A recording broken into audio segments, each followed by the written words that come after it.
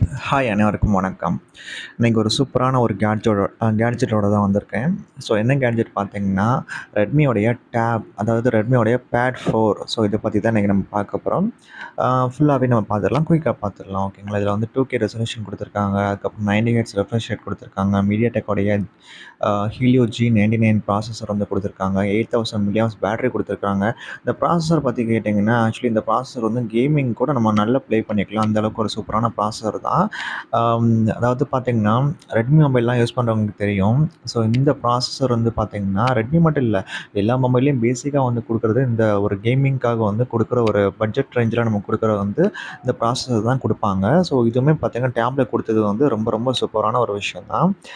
எல்லாருக்குமே வந்து மொபைல தாண்டி ஒரு லேப்டாப், சிஸ்டம் அந்த மாரி சொல்லும்போது பார்த்தீங்கன்னா, மொபைலுக்கு அடுத்தது பார்த்தீங்கன்னா, டேப்லெட் சொல்லிக்கலாம். ஏன்னா, அது வந்து கொஞ்சம் என்ன சொல்றதுக்கு ரொம்ப பெருசாவும் இருக்காது.